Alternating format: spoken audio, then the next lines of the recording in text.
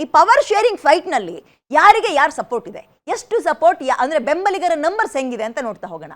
ಮಾತು ಕೊಟ್ಟಂತೆ ಹೈಕಮಾಂಡ್ ನಡಿಲೇಬೇಕಿದೆ. ಈಗ ಅದೇ ವಿಶ್ವಾಸದಲ್ಲಿ ಡಿ ಕೆ ಶಿವಕುಮಾರ್ ಕೂಡ ತಾಳ್ಮೆಯ ಮಂತ್ರವನ್ನ ಇಲ್ಲಿ ತನಕ ಜಪಿಸ್ತಾ ಇದ್ರು. ಬಟ್ ಈಗ ಅದೊಂದು ಚೂರು ಲಿಮಿಟ್ ಕ್ರಾಸ್ ಆದಂಗೆ ಕಾಣಿಸ್ತಾ ಇದೆ. ಅದಕ್ಕೆ ಉದಾಹರಣೆ example, word power is world power.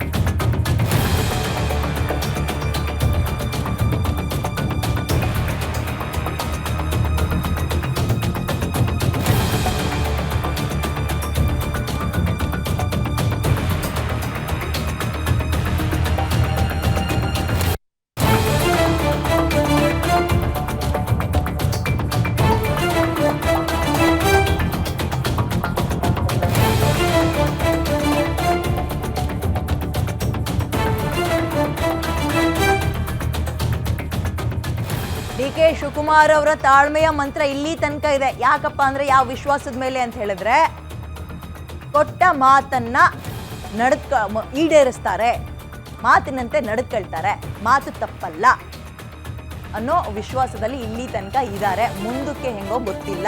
ಅದು ಸ್ವಲ್ಪ ನಾನು ಹೇಳಿದ್ನಲ್ಲ, ತಾಳ್ಮೆಯ ಕಟ್ಟೆ ಹೊಡೆಯುವ ಹಂತಕ್ಕೆ ಬಂದು ನಿಂತಂಗೆ ಕಾಣಿಸ್ತಾ ಇದೆ. ಹಾಗಾದ್ರೆ ಡಿ ಕೆ ಶಿವಕುಮಾರ್ಗೆ ಆ ನಾಯಕರ ಸಪೋರ್ಟ್ ಇದೆಯಾ? ಸೈಲೆಂಟ್ ಆಗಿ ಕಾಯ್ತಾರೋ ಡಿ ಕೆ ಶಿವಕುಮಾರ್ಗೆ ಯಾರ ಶ್ರೀರಕ್ಷೆ ಇದೆ? ಯಾವ ನಾಯಕರನ್ನ ನಂಬಿ ಟ್ರಬಲ್ ಶೂಟರ್ ಎದೆ ಒಬ್ಬಿಸಿ ನಿಂತ್ಕೊಳ್ತಾ ಇದ್ದಾರೆ ಐ ಆಮ್ ಟೂ ಸ್ಟ್ರಾಂಗ್ ಅಂತ? ಪವರ್ ಶೇರಿಂಗ್ ಫೈಟ್ ನಲ್ಲಿ ಸಿದ್ದು ಬೆನ್ನಿಗೆ ಹಾಗಾದ್ರೆ ಯಾರ್ಯಾರು ನಿಂತ್ಕೋಬಹುದು? ಕಡ್ಡಿ ಮುರಿದಂಗೆ ನಾಯಕತ್ವ ಬದಲಾವಣೆ ನಿರ್ಧಾರ ಆಗ್ತಾ ಇಲ್ಲ ಯಾಕೆ? ಗ್ಯಾರಂಟಿ ನ್ಯೂಸ್ ನಲ್ಲಿ ಬಿಗ್ ಪೊಲಿಟಿಕಲ್ ಎಕ್ಸ್ಕ್ಲೂಸಿವ್ ಅನ್ನ ನೋಡ್ತಾ ಹೋಗೋಣ. ಈಗ ಬಿಜೆಪಿಯಲ್ಲೆಲ್ಲ ಈಗ ಯಡಿಯೂರಪ್ಪ ಅವ್ರನ್ನ ಕೆಳಗಿಳಿಸಿದಂತಹ ಸಂದರ್ಭದಲ್ಲೂ ಅಷ್ಟೇ ಇಷ್ಟೊಂದೆಲ್ಲ ಹೈಡ್ರಾಮಾ ಆಗಿರ್ಲಿಲ್ಲ. ನೋವಾಗಿತ್ತು, ಕಣ್ಣೀರಿಂದ ಒಂದೆರಡು ವೇದಿಕೆ ಮೇಲೆ ಮಾತನಾಡಿ ಹೋಗಿದ್ರು ಯಡಿಯೂರಪ್ಪ ಅವರು. ಕೆಲವೊಂದು ಕಂಡೀಷನ್ ಹಾಕಿದ್ರು, ನಾನು ಹೇಳ್ದವ್ರೆ ಸಿಎಂ ಆಗ್ಬೇಕು ಅಂತ. ಬಟ್ ಅಂತ ಯಡಿಯೂರಪ್ಪ ಅವ್ರನ್ನೂ ಇಳಿಸಿದ್ರು. ಅದೇ ವರ್ಚಸ್ಸನ್ನ ಸಿದ್ದರಾಮಯ್ಯ ಅವರು ಇಟ್ಕೊಂಡಿದ್ದಾರೆ. ಹಾಗಾದ್ರೆ ಡಿ ಕೆ ಶಿವಕುಮಾರ್ ಅಂತ ಗಮನಿಸಿದಾಗ ಪಕ್ಷಕ್ಕೆ ಅವರದ್ದೇ ಆದಂತಹ ಕೊಡುಗೆ ಬಹಳ ದೊಡ್ಡ ಪ್ರಮಾಣದಲ್ಲಿದೆ. ಕೆಪಿಸಿಸಿ ಅಧ್ಯಕ್ಷರಾಗಿ ಅವರೇ ಪಕ್ಷವನ್ನ ಮುನ್ನಡೆಸ್ಕೊಂಡು ಮೂಲೆ ಮೂಲೆಗೆ ಹೋಗಿ ಕಾಂಗ್ರೆಸ್ ಕಾರ್ಯಕರ್ತರನ್ನೆಲ್ಲ ಒಗ್ಗೂಡಿಸಿ ಪಕ್ಷವನ್ನ ಅಧಿಕಾರಕ್ಕೆ ತಂದ್ರು. ಸಂಪ್ರದಾಯ ಇದ್ದಿದ್ದು ಕಾಂಗ್ರೆಸ್ನಲ್ಲಿ ಕೆಪಿಸಿಸಿ ಅಧ್ಯಕ್ಷರು ಯಾರಾಗಿರ್ತಾರೆ ಅವರ ಅಧಿಕಾರದಲ್ಲಿ ಪಕ್ಷ ಅಧಿಕಾರಕ್ಕೆ ಬಂದ್ರೆ ಅವರ ಟೈಮ್ನಲ್ಲಿ ಅವರೇ ಸಿಎಂ ಅಂತ. ಬಟ್ ಅದು ಇಲ್ಲಿ ಸಿದ್ದರಾಮಯ್ಯ ಅವರ ವಿಚಾರಕ್ಕೆ ಸ್ವಲ್ಪ ಬದಲಾಗಿತ್ತು. ಬದಲಾವಣೆ ಹೆಂಗಾಗಿತ್ತು? ಪೂರ್ತಿ ಅಲ್ಲ, ಮೊದಲು ಆರಂಭದಲ್ಲಿ ಅವ್ರು ಇರ್ತಾರೆ, ಆಮೇಲೆ ನಿಮಗೆ ಕೊಡ್ತೀವಿ ಅಂತ ಹೈಕಮಾಂಡ್ ಹೇಳಿತ್ತು, ಅಥವಾ ಸಿದ್ದರಾಮಯ್ಯ ಅವರು ಮಾತಾಡಿದ್ರಂತೆ. ನೋಡಪ್ಪ ಡಿ ಕೆ ಶಿವಕುಮಾರ್, ಈಗ ನಾನು ಇರ್ತೀನಿ 2.5 ವರ್ಷ, ಅದಾದ್ಮೇಲೆ ಒಂದಿನೂ ನಾನು ಇರಲ್ಲ, ಬಿಟ್ಕೊಡ್ತೀನಿ ಕಣಪ್ಪ ಅಂತ ಹೇಳಿದ್ರಂತೆ. ಆ ಮಾತಿನ ಭರವಸೆ ಅಥವಾ ನಂಬಿಕೆ ಮೇಲೆ ಡಿ ಕೆ ಶಿವಕುಮಾರ್ ಅವತ್ತಿಂದ ಇಲ್ಲಿ ತನಕ ತಣ್ಣಗಿದ್ರು ಅಂತ ಹೇಳಲಾಗ್ತಾ ಇದೆ. ರಾಜಕೀಯ ವಲಯದಲ್ಲಿ ಆಗ್ತಿರೋ ಚರ್ಚೆ ಇದು. ಸದ್ದು ಡಿ ಕೆ ಶಿ ಸಮ್ಮುಖದಲ್ಲೇ ಸಿಎಂ ಸ್ಥಾನದ ಅಂತಿಮ ನಿರ್ಧಾರ. ಸಿಎಂ ಸ್ಥಾನಕ್ಕೆ ಡಿ ಕೆ ಶಿವಕುಮಾರ್ ಹಕ್ಕು ಮಂಡಿಸ್ತಾ ಇದ್ರೆ ಹೈಕಮಾಂಡ್ ನಾಯಕರ ಸಪೋರ್ಟ್ ಯಾರಿಗಿದೆ ನೋಡ್ತಾ ಹೋಗೋಣ.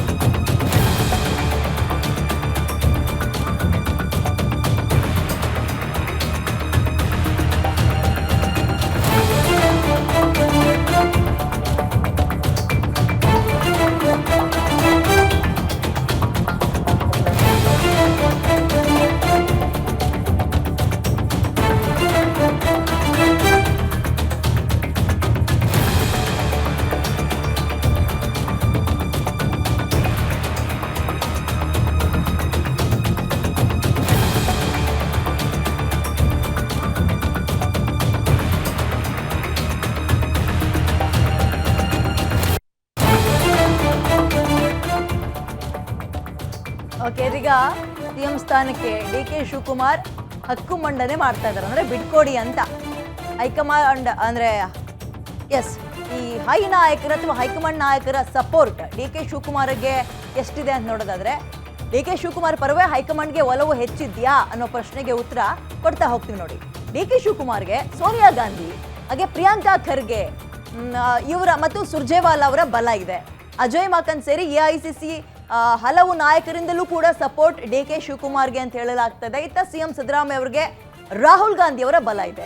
ರಾಹುಲ್ ಗಾಂಧಿಯ OBC ರಾಜಕೀಯ ರಣತಂತ್ರಕ್ಕೆ ಸಿದ್ದು ಸಪೋರ್ಟ್ ಸಿದ್ದು ಸಪೋರ್ಟ್ ಇರೋದ್ರಿಂದ ಸಿದ್ದು ಬೆನ್ನಿಗೆ OBC ಅಹಿಂದ ಶಕ್ತಿ ಬಳಕೆಗೆ ರಾಹುಲ್ ಗಾಂಧಿ ಅವರು ಪ್ಲಾನ್ ಮಾಡ್ತಾ ಇದ್ದಾರೆ.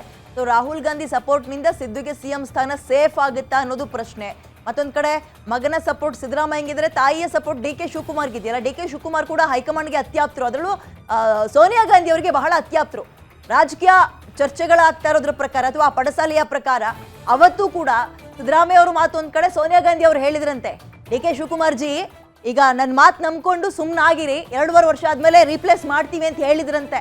ಅವರ ಮಾತಿಗೆ ಕಟ್ಟು ಬಿದ್ದು DK ಶಿವಕುಮಾರ್ ಸುಮ್ಮನಾಗಿದ್ರು ಅಂತ ಹೇಳಲಾಗ್ತಾ ಇದೆ. ಎಷ್ಟು ನಿಜವೋ ಎಷ್ಟು ಸುಳ್ಳೋ ಗೊತ್ತಿಲ್ಲ. ಇದೀಗ ಕೊಟ್ಟು ಮಾತನ್ನ ಉಳಿಸ್ಕೊಳ್ಳಿ ಅಂತ DK ಶಿವಕುಮಾರ್ ಪಟ್ಟು ಹಿಡಿದಿದ್ದಾರೆ.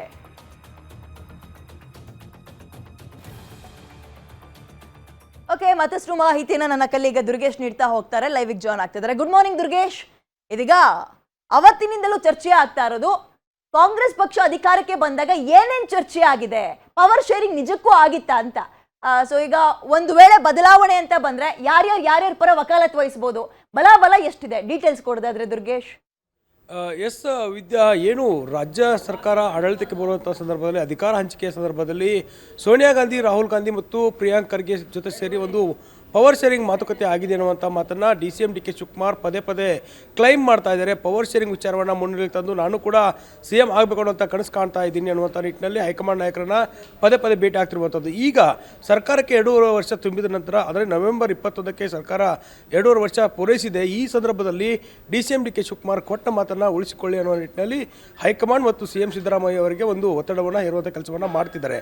ಆದರೆ ಈ ಒಂದು ಮಾತಿಗೆ CM ಸಿದ್ದರಾಮಯ್ಯ ಅವರು ಕೂಡ ಯಾವ ರೀತಿ ರಿಯಾಕ್ಟ್ ಮಾಡ್ತಿದ್ದಾರೆ, ಕೊಟ್ಟ ಮಾತಿನ ವಿಚಾರಕ್ಕೆ ಸಂಬಂಧಪಟ್ಟಂತೆ, ಪವರ್ ಶೇರಿಂಗ್ ವಿಚಾರಕ್ಕೆ ಸಂಬಂಧಪಟ್ಟಂತೆ ಸಿದ್ದರಾಮಯ್ಯ ಅವರು ಕೂಡ ಎಲ್ಲಿಯೂ ಕೂಡ ರಿಯಾಕ್ಟ್ ಮಾಡ್ತಾ ಇಲ್ಲ, ಯಾವುದೇ ರೀತಿಯಂಥ ಒಪ್ಪಂದ ಆಗಿಲ್ಲ ಅನ್ನುವಂಥ ಮಾತನ್ನು ಹೇಳ್ತಿದ್ದಾರೆ.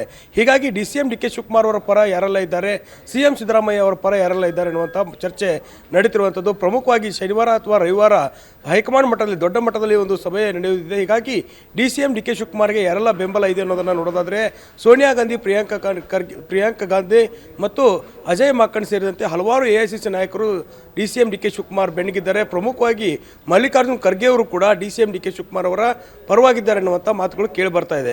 ಇದರ ಜೊತೆಗೆ CM ಸಿದ್ದರಾಮಯ್ಯ ಅವರ ಜೊತೆಗೆ ಯಾರೆಲ್ಲ ಬೆಂಬಲವಾಗಿದ್ದಾರೆ ಅನ್ನೋದನ್ನು ನೋಡೋದಾದರೆ ಪ್ರಮುಖವಾಗಿ ರಾಹುಲ್ ಗಾಂಧಿ ಅವರೇ CM ಸಿದ್ದರಾಮಯ್ಯ ಅವರಿಗೆ ಬಲವಾಗಿ ನಿಂತಿರುವಂಥದ್ದು. ಅಹಿಂದ ಮತಗಳ ಮೇಲೆ ಕಣ್ಣಿಟ್ಟು ಅಹಿಂದ ನಾಯಕತ್ವವನ್ನು ಒಪ್ಪಿಕೊಂಡಿರುವಂಥ ರಾಹುಲ್ ಗಾಂಧಿ ಮುಂಬರುವ ಚುನಾವಣೆಗಳನ್ನು ಗುರಿಯಾಗಿಟ್ಟುಕೊಂಡು CM ಸಿದ್ದರಾಮಯ್ಯ ಮುಂದುವರಿಬೇಕು ಅನ್ನುವಂಥ ಪಟ್ಟಣ ಮಾಡ್ತಿದ್ದಾರೆ. ಅದರ ಜೊತೆಗೆ ರಾಜ್ಯದ ಮತ್ತು ರಾಷ್ಟ್ರದ ಕೆಲವೊಂದಿಷ್ಟು ಅಹಿಂದ ನಾಯಕರು ಕೂಡ CM ಸಿದ್ದರಾಮಯ್ಯ ಅವರೇ ಮುಂದುವರಿಬೇಕು ಅನ್ನೋಂಥ ಒತ್ತಡವನ್ನು ಮತ್ತು ಒತ್ತಾಯವನ್ನು ಹೈಕಮಾಂಡ್ಗೆ ಮಾಡ್ತಿರುವಂಥದ್ದು. ಹೀಗಾಗಿ ಶನಿವಾರ ಇಲ್ಲ ರವಿವಾರ ನಡೆಯುವಂಥ ಸಭೆಯಲ್ಲಿ ಯಾರ ಪರವಾಗಿ ಹೆಚ್ಚು ಒಲವು ಜಾಸ್ತಿ ಆಗುತ್ತೆ, ಜೊತೆಗೆ ಯಾರಿಗೆ ಹೈಕಮಾಂಡ್ನ ಒಂದು ಗುಡ್ ನ್ಯೂಸ್ ಸಿಗುತ್ತೆ ಅನ್ನೋದು ಕುತೂಹಲ ಮೂಡ್ತಾ ಇದೆ. ಪ್ರಮುಖವಾಗಿ DCM DK ಶಿವಕುಮಾರ್ ಅವರಿಗೆ ಗುಡ್ ನ್ಯೂಸ್ ಸಿಗುತ್ತಾ, CM ಸಿದ್ದರಾಮಯ್ಯ ಸೇಫ್ ಆಗ್ತಾರ ಅನ್ನುವಂಥ ಚರ್ಚೆ ನಡೀತಿರುವಂಥದ್ದು. ಪ್ರಮುಖ ಸೋನಿಯಾ ಗಾಂಧಿ ಅವರು ಈ ಒಂದು ಸಭೆಯಲ್ಲಿ ಇರುವಂಥ ಸಂದರ್ಭದಲ್ಲಿ DCM DK ಶಿವಕುಮಾರ್ ನನಗೆ ಕೊಟ್ಟಂಥ ಮಾತನ್ನು ಉಳಿಸಿಕೊಳ್ಳಿ ಅನ್ನುವಂಥ ನಿಟ್ಟಿನಲ್ಲಿ ಒಂದು ಕ್ಲೈಮ್ ಮಾಡಿದರೆ CM ಸಿದ್ದರಾಮಯ್ಯ ಈ ವಿಚಾರ ನನಗೆ ಗೊತ್ತೇ ಇಲ್ಲ ಅನ್ನುವಂಥ ಒಂದು ಕ್ಲೈಮ್ ಮಾಡುವಂಥ ಸಾಧ್ಯತೆ ಹೆಚ್ಚಾಗಿರುವಂಥದ್ದು. ಹೀಗಾಗಿ ಬಲ ಹೈಕಮಾಂಡ್ ಮಟ್ಟದಲ್ಲಿ ಯಾವ ರೀತಿ DCM DK ಶಿವಕುಮಾರ್ ಮತ್ತು CM ಸಿದ್ದರಾಮಯ್ಯ ಅವರಿಗೆ ಬಲ ಹೆಚ್ಚಾಗುತ್ತೆ ಅನ್ನೋದು ಕೂಡ ಕುತೂಹಲ ಮೂಡಿಸ್ತಾ ಇದೆ. ಒಂದು ವೇಳೆ ನಂಬರ್ ಗೇಮ್ ಪಾಲಿಟಿಕ್ಸ್ಗೆ ಮುಂದಾದರೂ ಕೂಡ ಈಗಾಗಲೇ DCM DK ಶಿವಕುಮಾರ್ ಅವರು ಕೂಡ ಶಾಸಕರ ಸಂಖ್ಯೆಯನ್ನು ಹೆಚ್ಚಳ ಮಾಡಿಕೊಂಡಿದ್ದಾರೆ. ಜೊತೆಗೆ CM ಸಿದ್ದರಾಮಯ್ಯ ಅವರು ಕೂಡ ಒಂದಿಷ್ಟು ಸಚಿವರನ್ನ ಸೆಳೆಯುವಂಥ, ಶಾಸಕರನ್ನ ಸೆಳೆಯುವಂಥ ಕೆಲಸವನ್ನು ಮಾಡ್ತಿದ್ದಾರೆ. ಹೀಗಾಗಿ ಶನಿವಾರ ರವಿವಾರ ನಡೆಯುವಂಥ ಈ ಒಂದು ಸಭೆ ಬಹಳ ಮಹತ್ವವನ್ನು ಪಡೆದುಕೊಂಡಿದೆ. ಯಾರಿಗೆ ಗುಡ್ ನ್ಯೂಸ್ ಸಿಗುತ್ತೆ, ಇಲ್ಲ CM ಸಿದ್ದರಾಮಯ್ಯ ಸೇಫ್ ಆಗ್ತಾರಾ ಎನ್ನುವಂಥ ಕುತೂಹಲ ಜಾಸ್ತಿ ಆಗಿರುವಂಥದ್ದು. ವಿದ್ಯಾ, ಓಕೆ, ಧನ್ಯವಾದ ದುರ್ಗೇಶ್ ಡೀಟೇಲ್ಸ್ಗೆ. ಒಂದು ಬಲ ಹೇಗಿದೆ ಅಂತ ನೋಡಿದ್ವಿ, ಅದ್ರ ಜೊತೆಗೆ ಇನ್ನೊಂದು ನೆನಪಿಸ್ಕೊಳ್ಬೇಕಾಗಿರೋದು ಏನು ಗೊತ್ತಾ, ಅವತ್ತು ಒಪ್ಪಂದ ಆಗಿತ್ತಾ, ಇನ್ ಕೇಸ್ ಹೌದು ಅನ್ನೋದಾದ್ರೆ, ಪವರ್ ಶೇರಿಂಗ್ ಮಾತುಕತೆ ಆಗಿದ್ರೆ ಇನ್ಫ್ಲೂಯೆನ್ಸ್ ಮ್ಯಾಟರ್ ಆಗುತ್ತಾ ಅಥವಾ ಕೊಟ್ಟ ಮಾತನ್ನ ಉಳಿಸ್ಕೊಳ್ಳೋದು ಮ್ಯಾಟರ್ ಆಗುತ್ತಾ? ಎಲ್ರಿಗೂ ಗೊತ್ತಿರುತ್ತಲ್ಲ ಏನೇನು ಮಾತುಕತೆ ಆಗಿರುತ್ತೆ. ಇದು ಬಹಳ ಕುತೂಹಲ.